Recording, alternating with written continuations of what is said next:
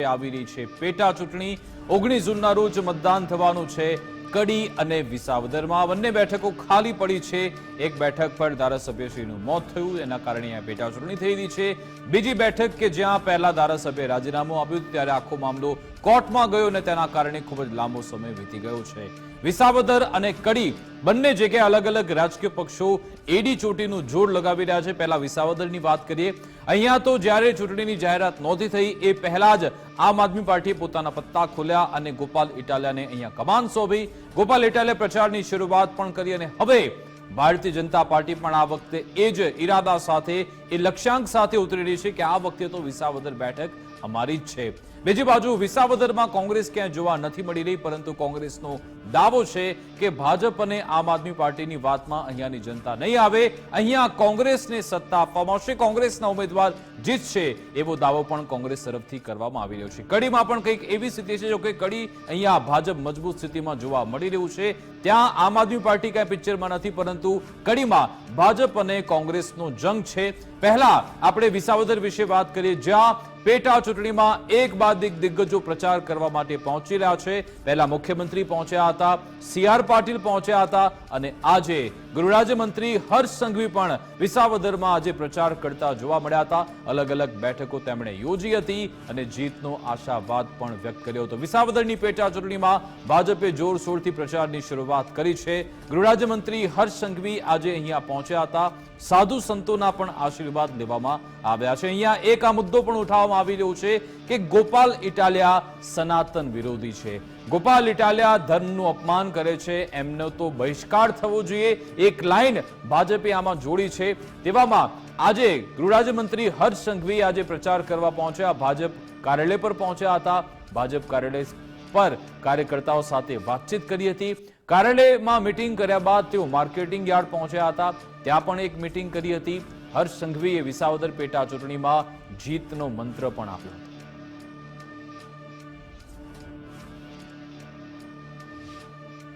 ભારતીય જનતા પાર્ટીને જીતાડવા માટે આ રાષ્ટ્રયજ્ઞ છે રાષ્ટ્રયજ્ઞમાં આહુતિ આપવા માટે તમામ લોકો થનગની રહ્યા છે અને આ તો એક લગ્નનો અવસર છે અમે સૌ આનંદ લઈએ છીએ વિસાવદર જનતા અમને પ્રેમ લાગણીને હૂંફ આપે છે અને ભાજપની જીત નિશ્ચિત છે બધા જ લોકો ખૂબ રાષ્ટ્ર માટે દેશ માટે ધર્મ અને સંસ્કૃતિ બચાવવા માટે કામે લાગ્યા છે કારણ કે ગોપાલભાઈ ઇટાલિયા ધર્મ અને સંસ્કૃતિ કથા અને કથાકારોના પણ વિરોધી છે અમે બધા તો ધર્મ સાથે છીએ ગૃહરાજ્યમંત્રી હર્ષ સંઘવી વિસાવદર પહોંચ્યા જ્યાં સાધુ સંતો સાથે પણ તેમણે મુલાકાત કરી અહીંયા ચાપરડા આશ્રમમાં પહોંચ્યા હતા બેઠકમાં શેરનાથ બાપુ સત્તાધારના વિજય ભગત પણ હાજર રહ્યા બેઠક પૂર્ણ થયા બાદ ગૃહરાજ્યમંત્રી હર્ષ સંઘવીએ નિવેદન આપ્યું તેમણે કહ્યું કે વિસાવદર આવું ત્યારે સંતોના આશીર્વાદ લેવા આવું છું આજે પણ આશીર્વાદ લેવા આવ્યો હતો ભાજપ ઉમેદવાર કિરીટ પટેલની જીત નિશ્ચિત છે તેવું હર્ષ સંઘવીએ કહ્યું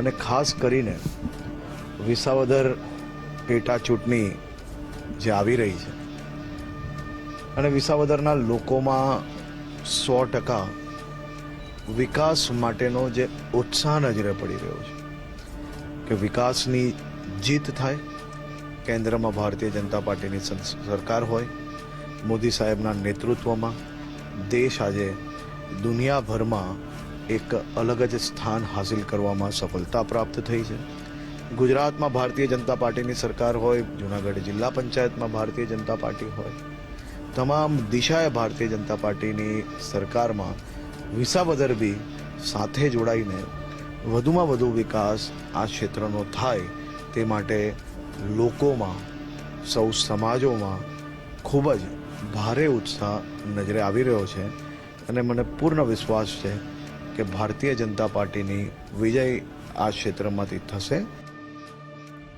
વિસાવદર પેટા ચૂંટણીને લઈ ધારાસભ્ય વિનુ મોરડિયાએ પણ નિવેદન આપ્યું તેમણે કહ્યું કે અહીંયા તો ઉમેદવાર ગોપાલ ઇટાલિયા છે અને એમને તો મેં 2022ની ચૂંટણીમાં પણ હરાવ્યા હતા 2022ની ચૂંટણીમાં મેં પડીકું વાળીને ફેંકી દીધું મને નહોતી ખબર કે આ પડીકું અહીંયા પડશે કતારગામમાં વાયદા કર્યા કે લોકો વચ્ચે રહી કામ કરીશ પરંતુ 2022ની ચૂંટણી હાર્યા બાદ તે વિસ્તારમાં દેખાતા પણ નથી અહીંયા પણ સુરતવાળી હાર થવાની છે તે નક્કી છે ભાજપ ઉમેદવાર કિરીટ પટેલની જીત નક્કી છે એવું વિનુ મોરડિયાએ કહ્યું હતું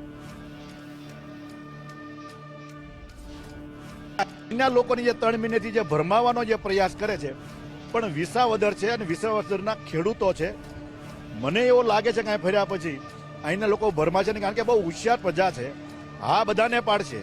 અને એની એક બીજી નાવટંકી એ છે કે એના માણસો બધી સભામાં હોય, બતાવે બધું મોટું મોટું, પણ એ બધું ઈના જ હોય. એના આખા ગુજરાત બધી આવ્યા છે, એક જ જગ્યાએ હશે એના સભા હોય ને ત્યાં એણે એવું પૂછેલું કે કાલના સભામાં કોણ હતું, તા કે બધા ઉછાંગળી કરી. ત્યારે એને કીધું તો બધા આપણા કીધું જીતીશ કેમ? અને એ ભાઈ હાર્યા હતા. અહીંયા એને ખબર નથી, ખેડૂતનો જે વાત કરે છે ને એને ખેતીની કાંઈ ખબર નથી. અત્યારે 9 ટંકી કરે, ખેતમાં જાય, વાડીએ જાય, અત્યારે જ જાય, અત્યાર સુધી નહીં ગયા. હું મારું બિયારણ, મારો કપાસ અત્યારે ઉગાડું છું. આજે તો અત્યારે રોપણી મારે ચાલુ છે. કાલ હું ડીપના ટીપા પાડીને આવ્યો. મને એવું લાગ્યું કે અહીંના લોકોને હું થોડુંક કહું કે આ શું છે, કેટલું ભ્રામક આનું છે, એ મારે ખાલી એટલું બતાવવા માટે મને એમ લાગ્યું કે આવ્યું. બાકી કિરીટભાઈ જે છે એ તો અહીંયા જંગી બહુમતી જીતવાના છે, એ નક્કી છે. હું એને જોઉં છું, પરંતુ મને એમ લાગ્યું કે ખેડૂતોને જે ખોટા મત જે અમુક થોડા ઘણા જાય ને એ એનામાં ન જાય અને એનો મત યોગ્ય જગ્યાએ જાય, એટલા માટે હું અહીંયા વિસાવદર આવ્યો. આજ અંગે વાતચીત કરીશું. અમારી સાથે અમારા સંવાદદાતા અતુલ વ્યાસ જોડાઈ ગયા છે, એમની સાથે વાત કરીએ. અતુલ, બધા રાજકીય પક્ષો દાવો તો કરી રહ્યા છે કે અમે જીતીશું અને સૌ કોઈ ચૂંટણી પરિણામ પહેલા એવી વાતો કરતા હોય છે, પરંતુ કોઈ એકને જ જીત મળતી હોય છે. ચકાચક બાપુ કે જેમણે ગોપાલ ઇટાલિયાને પણ આશીર્વાદ આપ્યા હતા, કિરીટ પટેલને પણ જીતના આશીર્વાદ આપી દીધા, પરંતુ જનતા જે નક્કી કરશે એના પર થવાનું છે. અત્યારે કયા કયા મુદ્દાઓ સાથે આ લોકો જનતા વચ્ચે જઈ રહ્યા છે? આખરે અહીંયા પ્રચારની દિશા કઈ તરફ છે? કેવી રીતે લોકોને રીઝવવાનો પ્રયત્ન થઈ રહ્યો છે વિસાવદરમાં?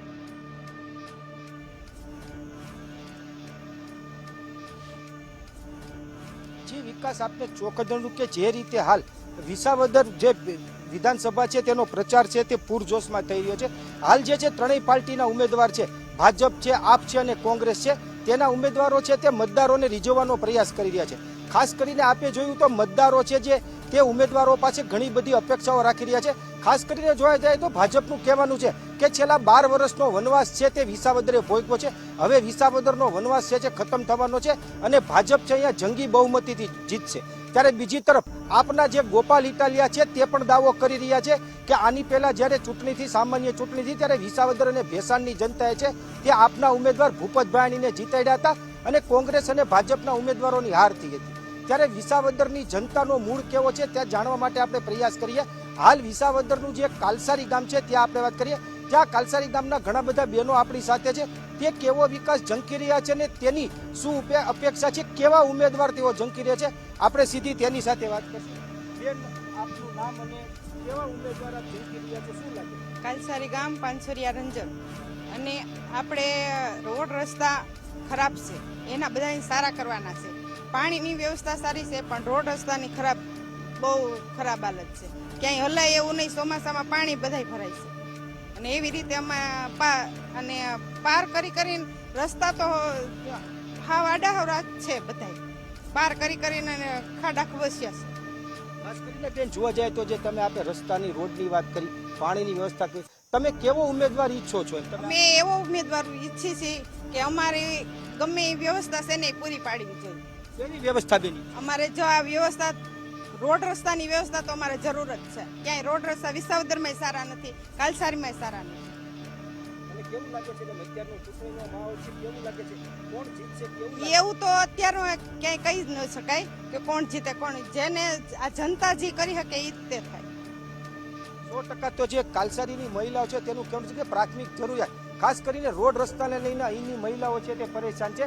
તો આપણે બીજા બહેનો સાથે વાત કરીએ કે તે શું કહેવા માંગે છે. બેન, શું કહેશો તમે, શું લાગે છે?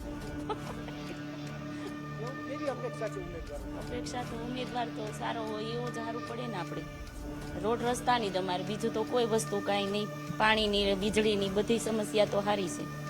ખાસ કરીને એવું એક ભાજપના ઉમેદવાર દ્વારા કહેવામાં આવ્યું છે કે પેરિસ જેવા રોડ બનાવી દેશું, શું કહેશો બેન? પેરિસ જેવા આપણે તો સાંભળ્યું ન હોય, સાંભળેલું છે પણ ક્યારેય ખબર નથી કે શું વાત થઈ હોય. બીજી તરફ વાત કરીએ તો બેન અત્યારે આપના ગોપાલ ઇટાલિયા છે, ભાજપના કિરીટ પટેલ છે, કોંગ્રેસમાંથી નીતિન રાણપરિયા આવે છે, શું લાગે છે આ કેવો ઉમેદવાર છે? એમાં તો આપણે ભાઈ કેમ ખબર પડે કે કોણ ઉમેદવારમાં આવી શકે?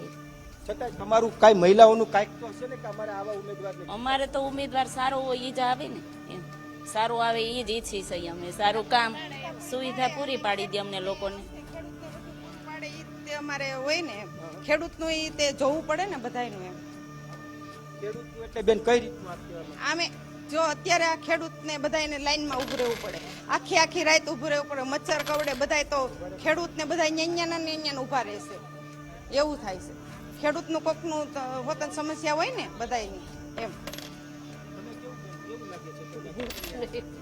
ખાસ કરીને બેન તમને આમ કેવા ઉમેદવાર લાગે છે કે જીતી શકે જીતી શકે એવા તો અત્યારે તો જો જનતા જે પસંદ કરશે ને એ જ બધાયનું થશે જનતાને પસંદ હોય ને એ જ હોય બધાને ખેડૂતને તો બધાને જનતા ગમે કે ને ઈ જ થાય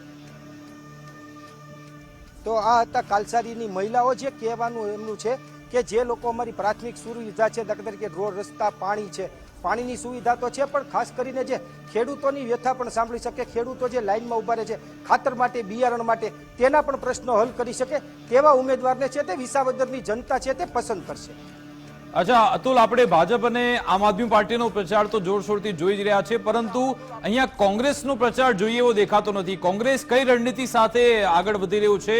કોઈ એમને વિશ્વાસ છે ખરા કે પછી કોઈ સરપ્રાઇઝ એલિમેન્ટ જોવા મળશે જ્યારે પરિણામ આવશે ત્યારે?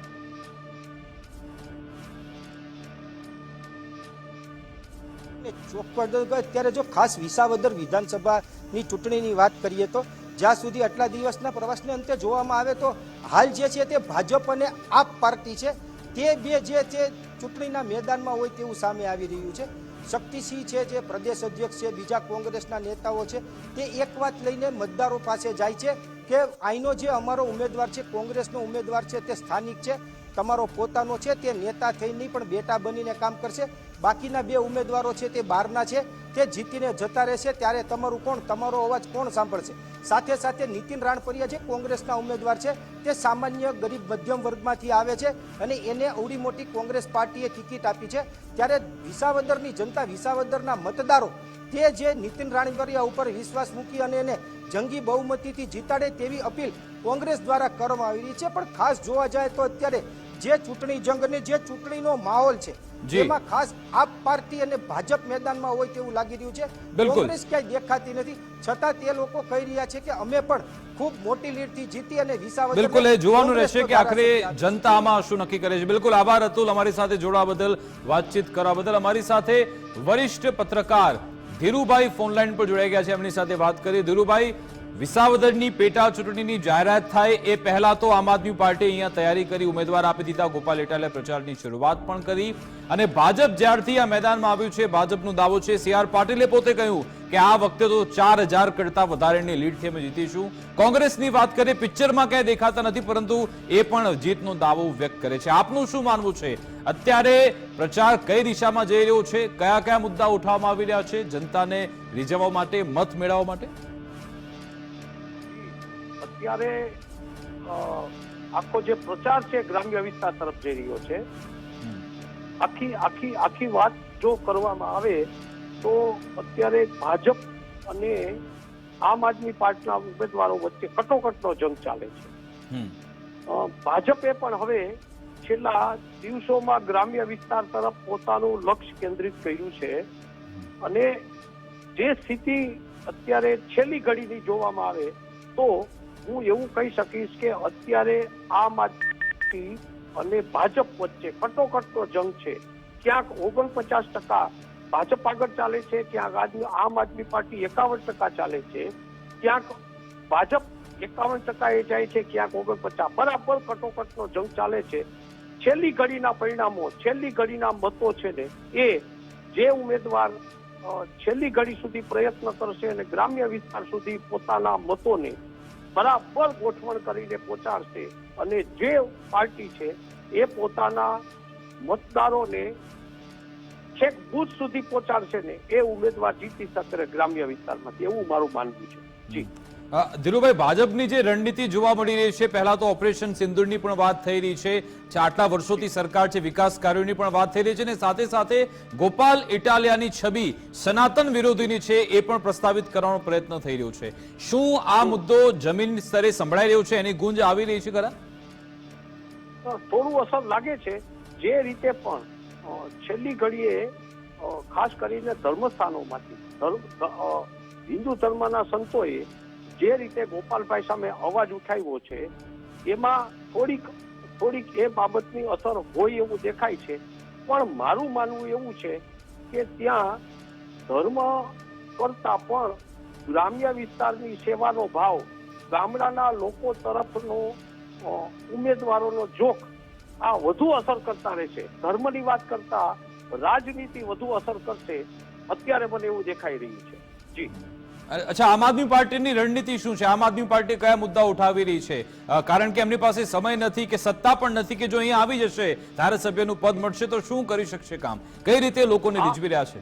અત્યારે આમ આદમી પાર્ટી મુખ્ય બાબતો હું જે રીતે 2 દિવસથી જોઉં છું, આમ આદમી પાર્ટી ગ્રામ્ય વિસ્તારના નાના નેતાઓને લોકો સુધીનો સંપર્ક જાળવીને એનું પાયાનું કામગીરી કરી રહ્યું હોય એવું દેખાય છે.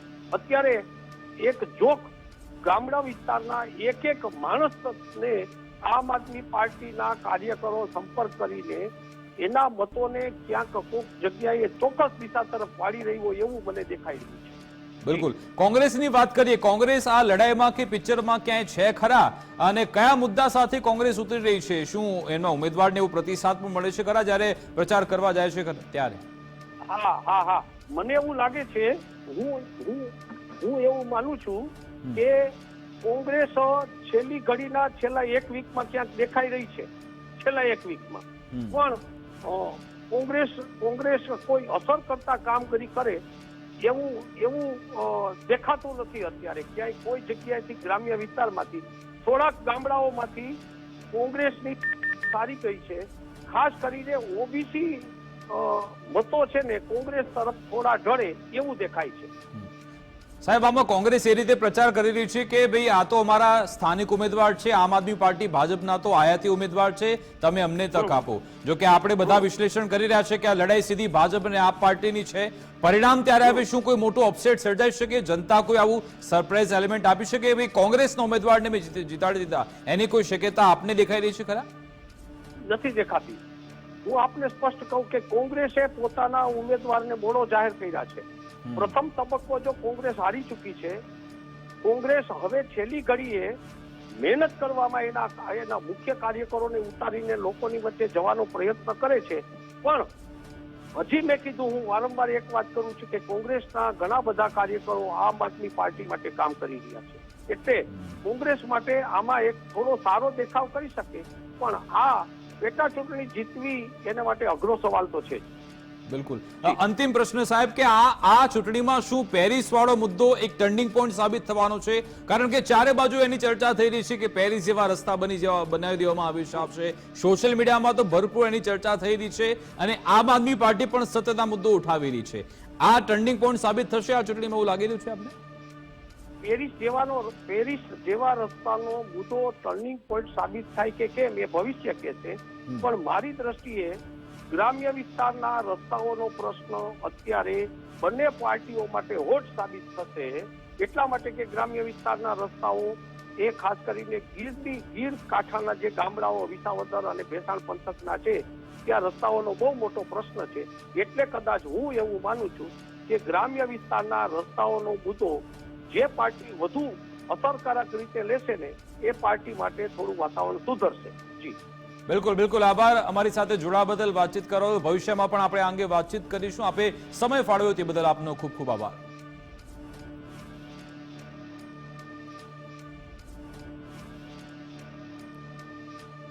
વિસાવદર પેટા ચૂંટણી માટે ભાજપ ઉપાધ્યક્ષ ડોક્ટર ભરત બોઘરાએ પણ નિવેદન આપ્યું. તેમણે કહ્યું કે ભેસાણ અને વિસાવદરમાં ભાજપ મજબૂતીથી જીતે છે. છેલ્લા 20 દિવસથી હું ચૂંટણી પ્રચારમાં હતો. ખેડૂતોને પાણી, વીજળી સહિતની સુવિધા પણ મળી રહી છે. ચૂંટણીના સમીકરણ પણ અલગ અલગ દેખાઈ રહ્યા છે તેવું ભરત બોઘરાએ કહ્યું હતું. છેલ્લા 1 અઠવાડિયાથી વિસાવદરના ખેડૂતોની વચ્ચે અને ગામોમાં અમે જઈ રહ્યા છીએ. લોકોને ભારતીય જનતા પાર્ટી અને નરેન્દ્રભાઈ મોદી સાહેબના માર્ગદર્શનમાં ચાલતી ગુજરાતની અને કેન્દ્રની સરકારોએ જે નિર્ણયો કર્યા છે એ નિર્ણયોની સાચી વાત લોકો સુધી અમે સમજાવીએ છીએ. ખેડૂતો ખુશ છે એટલા માટે કે એક બાજુ ફક્ત ભ્રામક વાતો કરનારી આમ આદમી પાર્ટી છે, અને બીજી બાજુ વિકાસ અને લોકો માટે ઉપયોગી નિર્ણયો કરેલી ભારતીય જનતા પાર્ટીની સેના છે. એટલે સ્વાભાવિક છે કે લોકો એ ભારતીય જનતા પાર્ટીના નિર્ણયો ઉપર આશીર્વાદ આપે છે. ને આટલા વર્ષથી જે અમારી સરકાર બની છે એ પ્રમાણે જ આ વખતે વિસાવદરની સીટ પણ ભારતીય જનતા પાર્ટી ખૂબ સારા મતોથી જીતશે. વિસાવદર પેટા ચૂંટણી માટે ભાજપ તરફથી જીતનો દાવો થઈ રહ્યો છે, ત્યારે સાંસદ પરસોત્તમ રૂપાલાએ પણ આ બાબતે નિવેદન આપ્યું હતું. તેમણે કહ્યું કે ભાજપની જીત અહીંયા નિશ્ચિત છે. આ અંગે સવાલ પૂછવામાં આવતો તેમણે કહ્યું કે ભાજપ જ અહીંયા જીતવાનું છે તેવો વિશ્વાસ તેમણે વ્યક્ત કર્યો.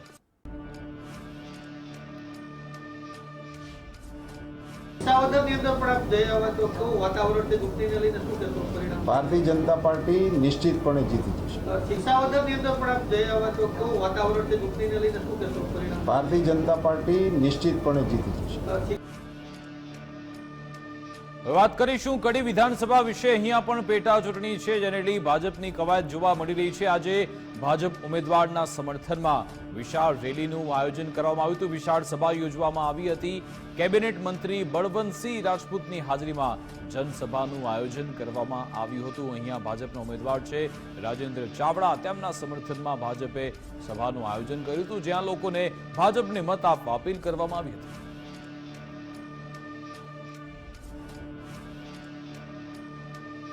કડી વિધાનસભા પેટા ચૂંટણીને લઈ પ્રજાશક્તિ ડેમોક્રેટિક પાર્ટીના પોસ્ટર પર કાળો કલર મારવામાં આવ્યો હતો, જેને લઈ શંકરસિંહ વાઘેલાએ પણ પ્રહાર કર્યા. પોસ્ટરમાં શંકરસિંહ વાઘેલાની પાઘડી પર કાળો કલર લગાવવામાં આવ્યો. શંકરસિંહ વાઘેલાએ ભાજપ પર ગુંડાગીરીનો આરોપ લગાવ્યો. ભાજપનો ક્ષત્રિય સમાજ પ્રત્યેનો રાગદ્વેષ છે એ પેટા ચૂંટણીમાં દેખાયો છે તેવું શંકરસિંહે કહ્યું. ભાજપ અને આપ બંને પાર્ટી એક જ હોવાનો પણ આરોપ લગાવ્યો.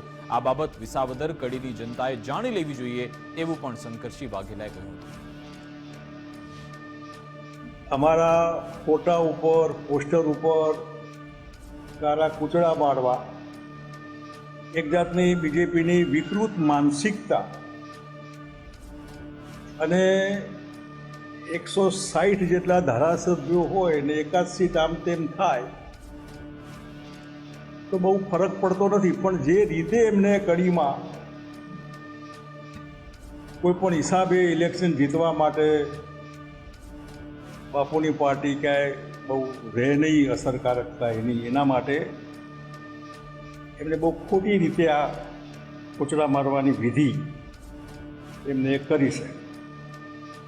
હું માનું ત્યાં સુધી લોકસભા વખતે જે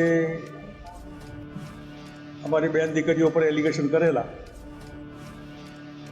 એ જે ધ્રુવીકરણ કરવાની કોશિશ કરેલી એવું જ કંઈક આમાં.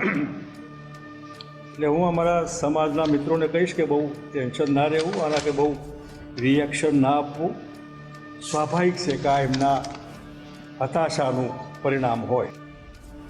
આજ અંગે વાતચીત કરીશું. મારી સાથે ન્યૂઝરૂમથી ધર્મેશ જોડાઈ ગયા છે. ધર્મેશ, વિસાવદરની તો વાત કરી, ત્યાં ભાજપ અને આપની સીધી ફાઇટ લાગેલી છે. રાજકીય વિશ્લેષક પણ એવું જ કહી રહ્યા છે. જોકે ખેર જનતા નક્કી કરશે કે શું થવાનું છે, પરંતુ કડીમાં આખરે શું થઈ રહ્યું છે, કેવો પ્રચાર થઈ રહ્યો છે, અંતિમ દિવસોમાં હવે ભાજપ, આમ આદમી પાર્ટી, કોંગ્રેસ કેવી રીતે મેદાનમાં છે, કયા મુદ્દા ઉઠાવવામાં આવે?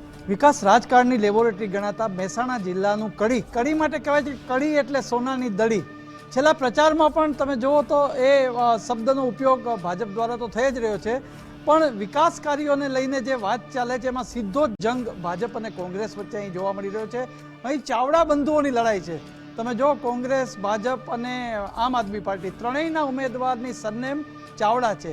રાજેન્દ્ર ચાવડા ભાજપ, રમેશ ચાવડા કોંગ્રેસ અને જગદીશ ચાવડા આમ આદમી પાર્ટી. આ ત્રણ વચ્ચેમાં તમે જુઓ તો ત્રણેયનું સુકાન અલગ અલગ વ્યક્તિઓએ સંભાળ્યું છે. એમાં તમે જો તો ગેનીબેનને કોંગ્રેસનું સુકાન સંભાળ્યા પછી બળદેવજી ઠાકોર સક્રિય થયા છે. ત્યાંની જો રાજનીતિનો જોઈએ તો બળદેવજી ઠાકોર પોતે એક સમયના કડીના ધારાસભ્ય પર રહી ચૂક્યા છે અને જેને કહી શકાય કે કડીમાં તેઓની જે ફાઇટ છે, જે તે સમયે જ્યારે કોંગ્રેસ હતી એ ગ્રાઉન્ડ ઉપર અત્યારે કામ કરી રહ્યા છે. સમાજ દીઠ બેઠકો આ તે એ જ રીતે તમે જો તો જગદીશ વિશ્વકર્મા પ્રભારીને નાતે તો છે, પણ ભાજપના જે પ્રદેશના સંગઠનના અગ્રણીઓ છે તેઓનો પડાવ પણ ત્યાં જ છે અને મંત્રીઓની અવરજવર પણ વિસાવદરની જેમ કડીમાં પણ રહે છે, પણ મોટે ભાગે ઉત્તર ગુજરાત વિસાવદર કરતાં ઓછી છે. પરંતુ તમામ જવાબદારી જોઈએ તો નીતિન પટેલ પણ હવે ફોર્મ ભરાયું ત્યારથી અલગ અલગ બેઠકો કરી રહ્યા છે. મનભેદ ને મનભેળ જે કાંઈ હોય પણ એક લક્ષ્ય છે કે ભાજપના જે સિલસિલાબંધ વિજય ચાલુ છે, જેમ કરશનભાઈને વિજય અપાવ્યો હતો એ જ વિજય પાછો યથાવત રહે, એટલે અહીં પુનરાવર્તન થાય, પરિવર્તન ના થાય એવી પ્રયાસ થઈ રહ્યા છે. પણ બંને પક્ષોમાં વિકાસ સૌથી વધુ અસંતોષ જે છે એ દેખાઈ રહ્યો છે, જોવાઈ રહ્યો છે. કોણ મનથી કામ કરે છે, કોણ ખાલી માત્ર ખેસ પહેરીને કામ કરે છે એ જોવાનું રહે છે. જ્યારે આમ આદમી પાર્ટી અહીં ત્રીજા ક્રમે છે, અહીં સીધો જ જંગ ભાજપ અને કોંગ્રેસ વચ્ચે છે. અને તમે જુઓ કે મંદિરોમાં જાઓ, ભજન ધૂન કરવા, એટલે ભાજપના કાર્યકરો પણ ભજન આખું કડી ઉપર બોલતા હોય, કડી સોનાની દડી અને ભાજપ લાવો. આ એક આખો 2 દિવસથી ટ્રેન્ડ છે, એ સોશિયલ મીડિયામાં પણ તમે જોઈ રહ્યા છો. એનો મતલબ એવો છે, પણ મેં અગાઉ પણ કહ્યું છે અને આજે પણ કહું છું કે લોકસભાના સાંસદ ગેનીબેન ઠાકોર માટે પણ આ ચૂંટણીનું પરિણામ ખૂબ મહત્વનું છે. અને એવી જ રીતે પૂર્વ નાયબ મુખ્યમંત્રી નીતિન પટેલ માટે પણ કડીની ચૂંટણીનું પરિણામ મહત્વનું ગણાઈ રહ્યું છે.